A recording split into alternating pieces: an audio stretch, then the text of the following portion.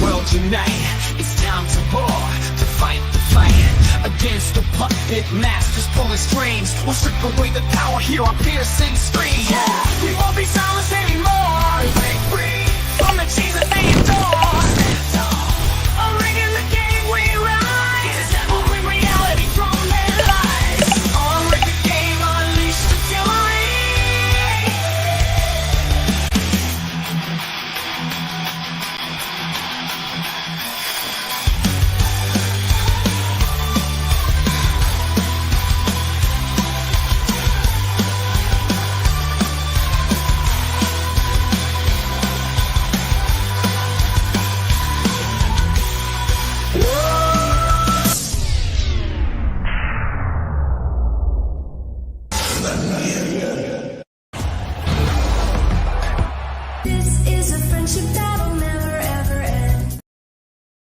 Greetings and welcome to Unrig the Game. How's everybody out doing this evening out there? Hope you're all doing well and living well. Wolfram, thank you for showing up and dropping those links. Suzanne, how you doing? You'll be here. Daisy Girl Williams. Hello, Rumble. Holding it down on the Rumble side is Daisy Girl Williams. Wolfram Lipson. Wipes his paws, Lipson and howls. How you doing, Wolfram? All right. First of all, let's thank all those members. Thank you, members. Thank you so much for being part of the winner's circle. That little contribution helps so much every month. I appreciate it so much. Helps keep things rolling on this end. All right.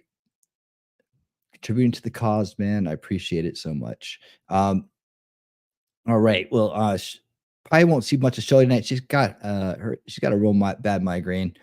So she's going to be listening. Let's all send out wishes to her, healing, love, and all that fun stuff to a fast recovery. All right, everybody's rolling in. How's it going over there on Rumble? How's it going out there on X? Right. So happy you guys are all here this evening. We're going to have a great show this evening. It's actually a milestone episode for this series. That's right, Unrig the Game. We are reaching the conclusion of our first book, Controligarchs, Chapter 10, The End Game, is tonight. And we'll also read anything past that point. I think it's another additional 10 minutes, maybe, of this exit notes and whatnot at the end. What did they call them?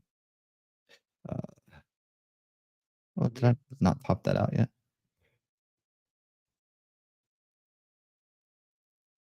Oh, okay. I see how that works. All right. Yeah. So these will be we'll also let's to the epilogue and notes to the reader. So in the end credits, or maybe I won't need to listen to that. But anyways, yeah. It's exciting. I'm excited that we've made it through our first book. I'm happy that you guys have been here the whole time along the way. And I also have, see if I can do this right. I also have an additional surprise for you guys, especially on the Rumble side. Let me see. Make sure I have everything set up right before I drop the surprise here.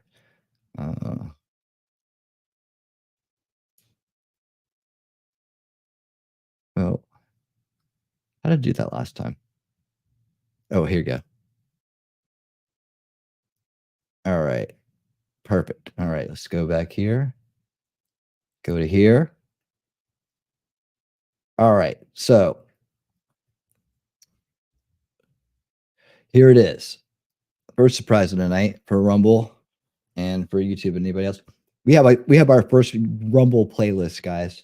So the Unrig the Game, Controligarchs series.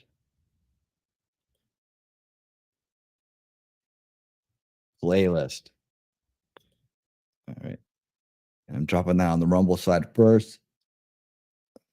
There it is. So if you haven't caught all the chapters, now you have a way to do that. I'm going to come over here. I don't even have this ready yet. And drop it on the YouTube side. Here it is. That's a Rumble playlist. So yeah, exciting. Maybe I just didn't know how to make them right in the past, but all of a sudden they were there, and I was just like, I went with it. So there you have it.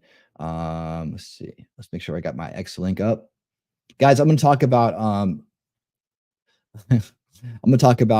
some of the stuff that's going around today, and then play a video for the pre-show about the deep state, and we're gonna have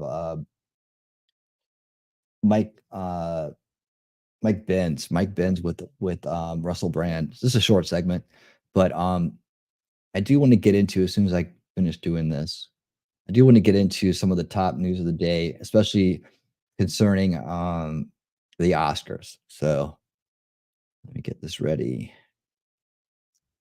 Full stream links. Okay, that's all saved. Saved and good. We're off and running. Yep. And there is the full stream links for tonight pinned up. All right. So have you noticed? Have you happened to notice all the videos out there today, especially today, about the Oscars? Jimmy Kimmel, the Trump tweet, which is an untrue social. I don't think they call it a tweet over there.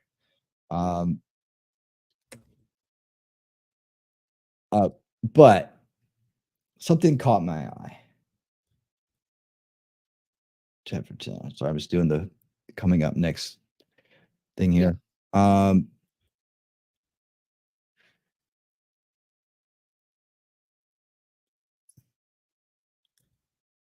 All right, hold on. I just gotta get that right. And then we're off and going. All right. So yeah, one of them was, and I'll cover this probably Saturday night, was the Kimmel meltdown and how he just completely had a horrible night hosting the Oscars. That's good news. So we'll save that for Saturday. But what I want to address right now with everybody is the this ongoing narrative about this Illuminati humiliation ritual that totally sprung up. I mean, I've seen like so many people like work in this headline, right? So many people work in this headline. And it's just one of those moments. Like I deviate from the crowd on this, I guess. Well, obviously they're putting it out there in a question format. I don't think anybody saying for sure that they think that's what it was, but this narrative has gone around, right? And to me, this, I mean, even addressing it seems foolish. Well, because John Cena came out on stage naked with this little thing covering his crotch, and did this whole bit, right? They're saying that they're humiliating John Cena in order for him to get into the club. It's so stupid. To me, it's like, I don't know if people think this through or not. Like, what it means all in all.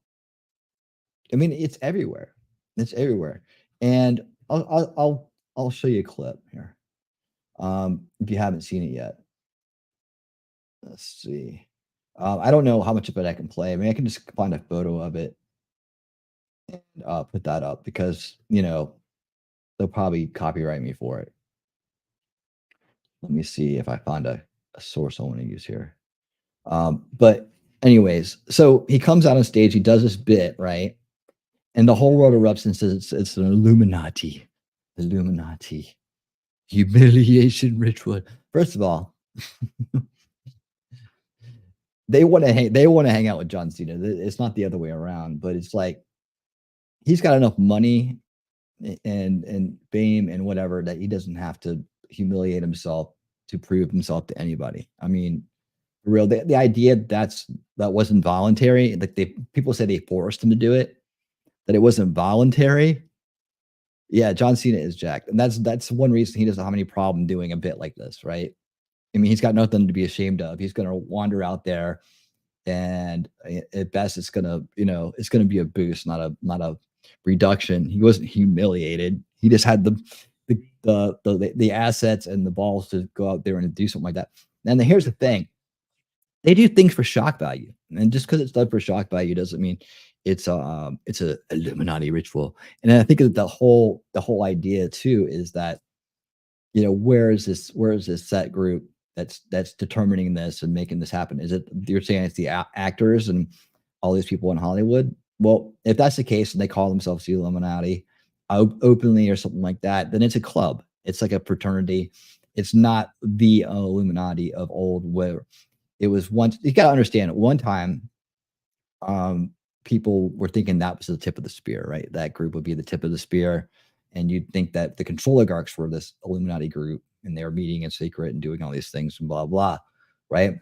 Only part of that was true. But, you know, they, like I've said from the show that I did about the Illuminati, it's like they don't need this. It doesn't make any sense. And they don't waste time on it. So like why so you're saying that if the Hollywood elites are the Illuminati, then that's like a they're beneath the deep state. They're beneath they're useful idiots of these higher groups, right? So that's the other contradiction when you kind of point to that group and say that's the Illuminati. Now they use the name, they use the symbolism and all that almost like a joke now. But it just represents you know, the to them would be like anti-morality.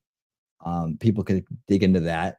But I mean, to say that, you know, John Cena's intentionally or being forced to humiliate himself to prove himself to this club of people that he's doing better than, he's more popular than in a lot of cases, just doesn't make any sense. And like, you know, the whole idea is what people are trying to say that he you know, that's how he proves himself to all these people. It's like he needs to prove himself. I mean, he was 13-time WWE World Champion. You know, he was a key figure in the Attitude Era of pro wrestling, which was one of the biggest times, most popular times of the sport, um, up until recently. And it's like, it's just people run with this. But I see people like I saw Benny Johnson, the Quartering, um, Popcorn Planet of all things, and others running with this whole narrative. And I just think it just discredits good outlets when you do, right? I don't maybe it's just clickbaity and everybody's like, okay, well, that's just for clickbait. But if they look the least bit serious about it, it just I hate to see it because it's one of those swerves that just takes people out. And I look at this, I'm looking at this from like a first veil perspective, right? Um, hey, how's it going, Ellie? How's it going, Vladdy? How you doing? Want to say hi, make sure I'm not zoning out here. Um, but yeah, it was let me see if I can find it. I know I had something saved on this. Let's see. Because you know, some people had covered it. Um, yeah, here, I'll look do this. And it's like, man, why it's just it jumps the shark. And I think it just discredits people, discredits outlets. And I think that's why it gets spread around. Like comes up all right, here we go. Here it is. This is what it looked like.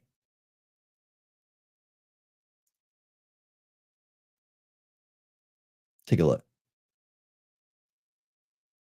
All right, see, here you go. This humiliation ritual. This is people are just running with this. There's no evidence at all. That's what it was.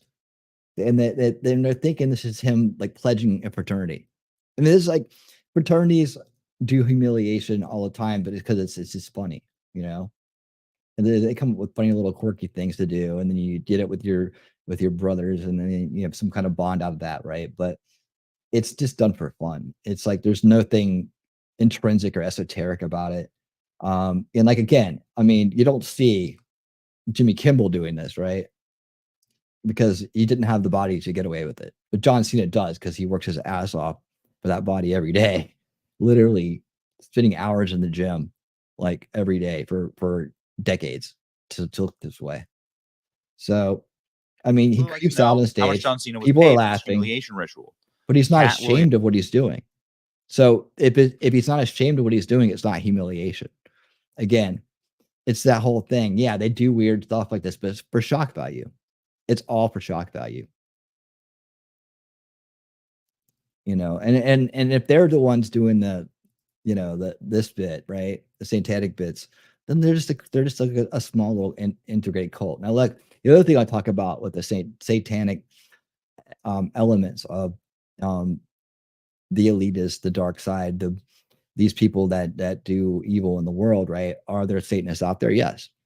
Are they in charge? Are they the force to be reckoned with? I don't believe so. I think they just do useful idiot kind of things, right? Most of them don't have many resources at all because they've thrown their lives away. But in some cases, I look at it like this: Mark Passio, right? He's been around for a long time. He does the natural law stuff. We'll be talking about him very soon on Unveiling Reality as we get into the outer veils. Um, I know I keep promising that, but I swear it's coming. It's a timing thing. But this guy is a reformed Satanist himself. Like he got out of it. He knows the inner workings of all that stuff, and he has a take on it. But one thing he doesn't say, and I've never heard him say, is that's what we have to go after. Like this is like he would know, right? How much power and how much control and like what we just took that sect of people out, right? In one way, shape, or form, that would completely change everything. That would fix everything. He's never pointed to it as the root cause issue in terms of the organization itself. So I think a lot of times they have people that are degenerate and immoral, collectively forming groups, and they can just set them off. They can just set them off. But I don't think that they have any kind of real control, influence. Do they want to influence people? Do they want to bring people into what they're doing? Sure, but that's any cult, right? It's any cult. What's up, Jacob? How you doing? How you doing? That's any cult that's out there. But by no means do I agree with the crowd on this. I mean, the guys on this one in terms of even wanting to report on this. I'm just debunking it because I don't think that it does us justice in terms of sticking with the truth and trying to get the truth out there and leading with that when we talk about ridiculous things like this. He obviously, nobody's going to force this guy to do anything he doesn't want to do. I mean, honestly, yeah, he's in Hollywood now. He's making good money at that, but he doesn't need it. He's still signed to a WWE contract too, by the way, which is paying him millions a year, a legend contract. So, what is he trying to do to impress, aging actors and people that are just in their own little bubble there? Believe me, they all want to hang out with him. It's not the other way around, you know. So it's kind of interesting, but I mean, I hate it when we kind of swerve off the road. And this is really not even worth talking about in terms of news. It's just it just makes people look bad. That's in my opinion. So that's my take on the whole John Cena humiliation ritual. I think that it's bunk in terms of that. I don't think it's worth talking about in terms of making it a headline like, oh my, I might be exposing something here. Um, maybe it's true. If I doubt it, but I would need a lot more evidence than just that because that looks like to me it was just a goof, a shock value thing. They picked the one dude there that could get away with being naked on stage and not probably, humiliate himself. Um, and that's it. And John Cena, if you know anything about John Cena, he's a cut up. Like he's a real cut up, like in real life. Like he's always wanting to pull the joke. He'll do the extreme jokes for a laugh. He'll do the extreme things for a laugh. He goes out of his way to he doesn't mind putting himself out there in a silly way to get a laugh. I mean, he lives for it. So I don't think that anybody forced him to do it, nor could they. So the whole rigmarole of people jumping on it, maybe it's just for clickbait. Maybe I need to learn how to do that better. Maybe that's what I should do, right? Maybe I should grab headlines like that and be like, "Oh, Illuminati ritual, guys. Let's all focus on this." I can't do that to you though. I can't. That's just me. Like I can't bring myself to play those games because it doesn't go with what we're trying to do here. Like I guess if anything, it shows maybe would give a little bit of a hint of like where my level of seriousness is at in terms of these topics. But I just don't want to do anything to swerve us off the road. I mean, God, all the hours and months and days and years and I spent debunking these absurd narratives that would pull people otherwise very intelligent about things, at least beyond the first veil, down into these rabbit holes where they had no credibility, you know, and not even realize it, you know, just spouting off these crazy things, but they're not even realizing how far they've gone. No, they just missed the mark. They went off the exit. Just keep straight, man. You're getting the truth, but you don't need to take it to the extreme levels. I mean, and if you do, if you care to investigate it, make damn sure that you're stacking up good, solid points and evidence that are true and logical, you know, and you're not making assumptions, right? You're not being pulled into assumptions. You're not being pulled into take my word for it situations, because that's how they all go. That's how all the grifts go. You know, you have to end up taking people's words on big points of factual points that would prove it, or you have to believe you know, somebody that's being presented to you as some sort of expert or some sort of whistleblower, when 9 out of 10 times that's not that's not what's going on there. My cousin named his dog John Cena. Oh man. So yeah, just to wrap that up, my opinion, nope. It was just a bit. It was just a bit. Now Jimmy Kimmel having a bad night, that's a whole nother thing. That's great. And these award shows are ridiculous, right? To begin with, they're all put on to begin with, right? Marketing promotions, giving each other awards. Who the hell cares? Like, I really don't. Like, I haven't watched one of those things since I was a kid, I think. And yeah, it's just, why watch? Hey, let's all give each other awards. Yay. They mean nothing. They're not, and I know some people would be like, oh, they're the greatest ever. But think about who's giving them those awards out, you know, and who they're giving them to and why. Bunch of bull. Bunch of bull. All right. So next I want to show us real quick this quick video. I thought it'd be interesting for tonight, kind of for the kickoff show, that is. And then we'll saddle up and we'll go to the free speech platforms and we will begin to read the final chapter of Controligarchs. I'm excited. Can't wait. All right. So I'm going to play this one a little fast. Closed captions are on. And here we go. The establishment are keen for us to think of the deep state as a kind of conspiracy theory, as if it doesn't really exist. But Mike Benz, who you might know from Tucker, spoke to me personally about the influence of the deep state censorship industrial complex and the establishment when it comes to starting wars, rigging elections, and bringing down dissident voices. This is going to blow your mind. Hey, Outburst, how you doing?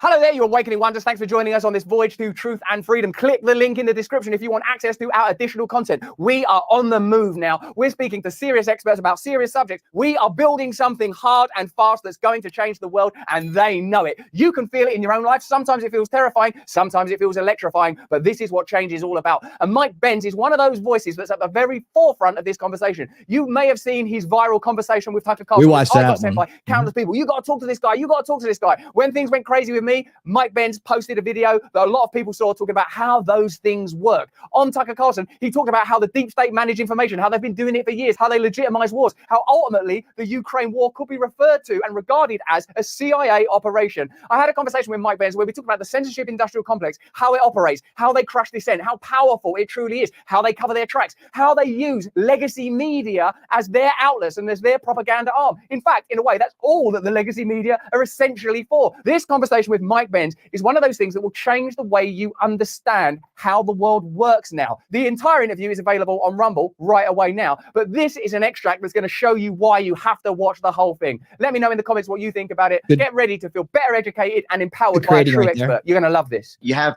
Okay, before we start with that, I just wanted to reiterate that this Thursday night at 8 p.m., I will be presenting, we'll be doing Winning 2024. That's going to be the political kind of election show.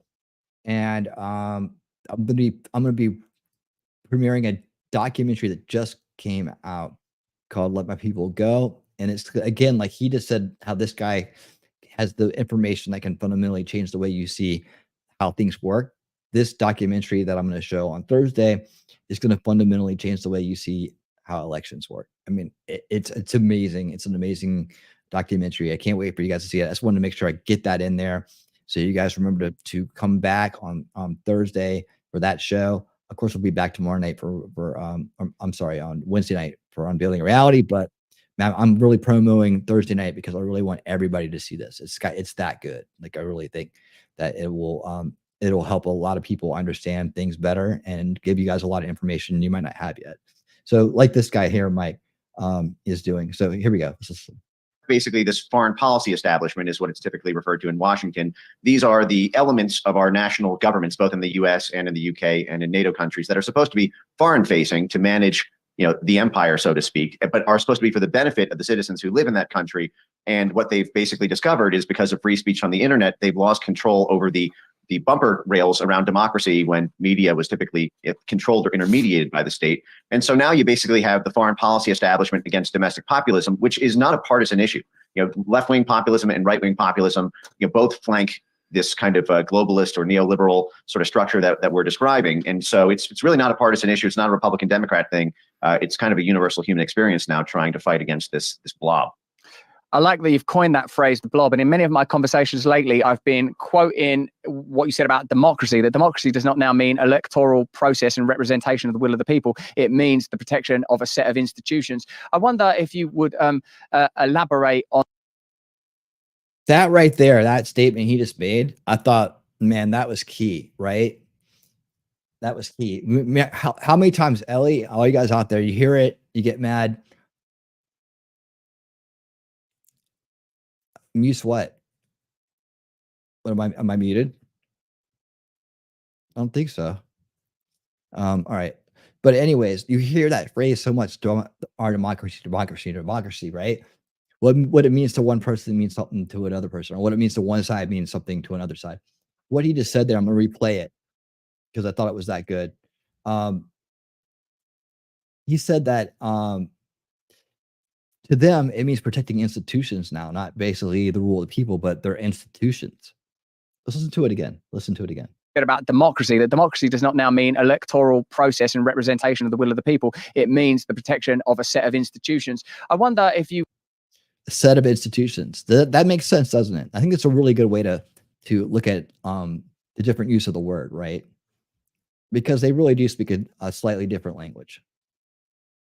Would elaborate on that idea as it pertains to, for example, the protection of democracy in Ukraine and the obligation of the American or British taxpayer to not advocate for a diplomatic end to the war in order to protect Ukrainian people, but an ongoing, potentially unwinnable, potentially eventually nuclear war with an indefatigable and difficult to defeat opponent. How does the use of the term democracy apply here?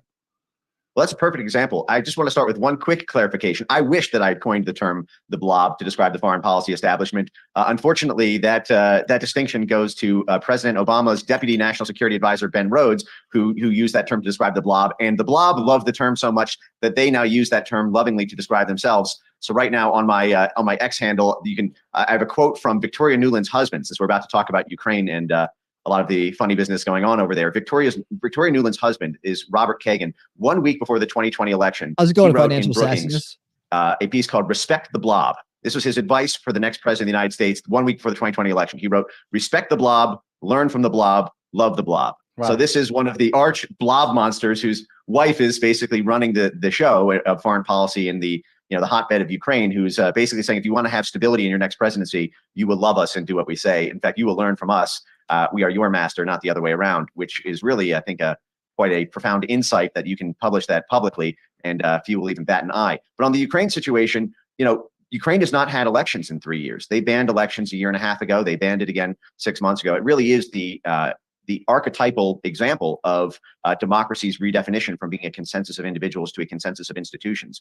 We say that we are, in Ukraine to defend democracy. Meanwhile, there is no democratic vote. What we have there are, basically a set of what we call democratic institutions, which is a very, very nasty framing device intended to deceive people about what's really going on. See, we flood the zone with NGOs and civil society institutions, so-called civil society institutions, as well as getting hundreds of thousands of people on payroll in order to co-opt portions of the region that we are trying to politically control. So Victoria Nuland herself, I just read the quote from her husband, respect the blob, learn from the blob, love the blob. Victoria Nuland, when she was the head of the U.S. Embassy in Kiev, ahead of the 2014 coup that was jointly orchestrated by the U.S. and UK governments, Victoria Nuland was on a panel where she publicly discussed how they pumped the State Department, pumped $5 billion into Ukrainian civil society in the run-up to that coup. So that is, they capacity built a regime change instrument with $5 billion in taxpayer money. And that gets distributed to a network of NGOs. So, for example, there's an entity called the Ukraine Crisis Media Center. Now, I talked about this just last night on Dan Bongino's show. We had the biggest stream on the internet going through this, where we discussed the so-called Red Lines memo. This was a memo by the democratic institutions of Ukraine. It was 60 or 70 undersigned civil society institutions who all got funding either directly from the U.S. State Department, USAID, or CIA cutouts like the National Endowment for Democracy, or through the George Soros networks, who's partnered with the State Department and NATO. Where 1 week into Zelensky's election in 2019, they described all the red lines that if he passed them in terms of policy in Ukraine, it would cause so-called political instability, meaning that they would overthrow his government. He would become as unstable as his predecessors were.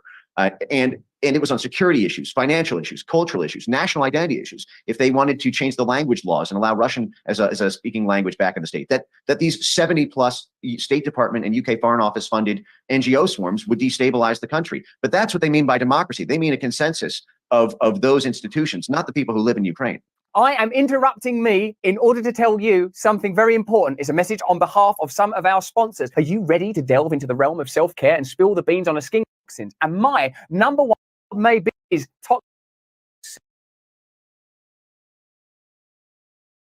percent partnerships like the one described between Victoria Nuland and her husband. In our country, Dame Caroline Dinenage, who's the head of our Department of Culture, who demanded successfully actually that YouTube demonetize me, and whose department has a lot of information on me that even Freedom of Information Act's requests have not yet fully revealed, who also is demonstrated pay groups like Logically AI as proxies to crush dissent, is similarly married to a man called Mark Lancaster. I don't know if you're familiar with this story, who operates PsyOps and formerly worked in crushing dissent or opposing foreign terrorist forces, and whose organizations have similarly been deployed against domestic populations in the same way as you've described. So whilst these institutions are what the synecdoche democracy now represents, it is a truly global phenomenon. Do you know much about Caroline Dinenage or indeed Mark Lancaster? And do you see similar themes in the USA and UK when it comes to crushing dissent, control and controlling public discourse?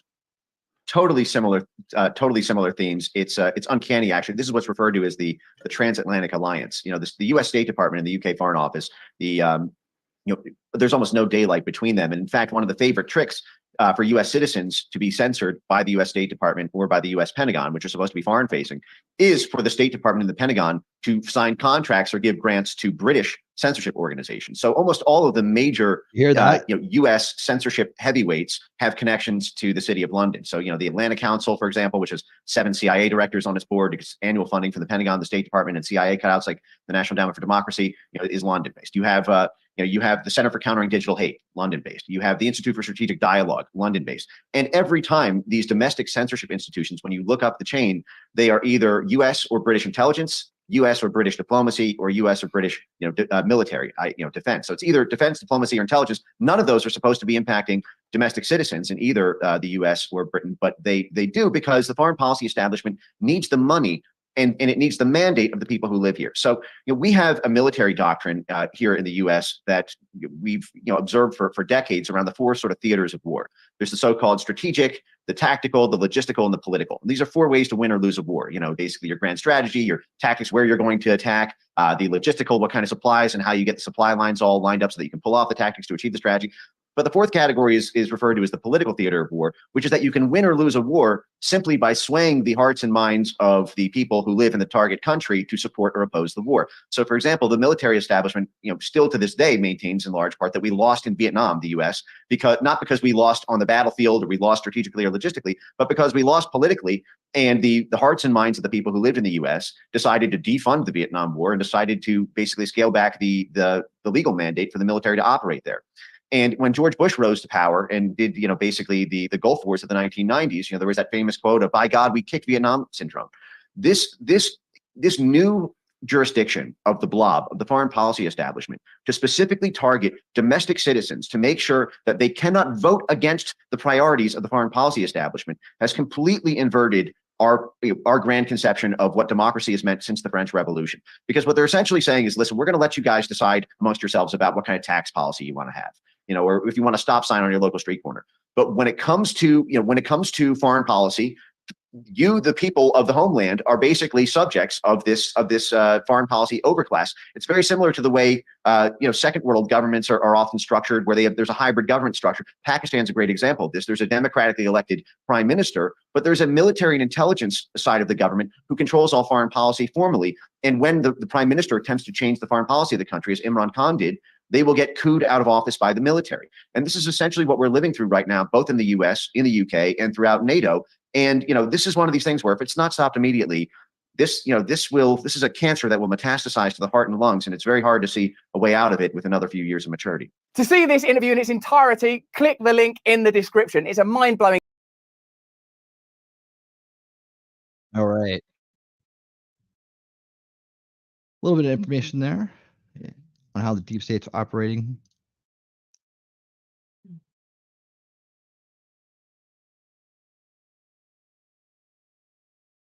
Right back on. There you have it. That was interesting. For sure. Check. All right. Yep. It's up. All right. Cool. Right on. So yeah, that Mike Hunt. I mean, my God. I knew I was gonna do that. Mike Benz. He's got a lot of good information. The guy works his butt off. See, exactly. Democracy is merely a standard of living set by society for society. Who controls society determines what society will be, even under democracy. Yep, that's true. Financial sassiness. Do you have a Rumble account? I hope you do. Because we are getting ready to head that way to begin reading the final chapter of Controligarchs, the end game. This should be great, man. This is a big night. And then I will, of course, at the end be announcing the new book, and we'll maybe take a look at that, a little bit of that. We're getting ready to head over. So I appreciate everybody that was here for the kickoff show on YouTube. It really means a lot that you come over here for the kickoff show. I appreciate it greatly. Hitting rabbit is the username. Okay. Just don't hit our rabbit. We'll be all right. All right. Cool. Well, we are going to do it. It's that time. I'll see you guys over on the free speech platforms that are already up and running. The links are pinned in the chat and they're in the description below. So I will see you there. Man, everyone's tensed up for a Rumble.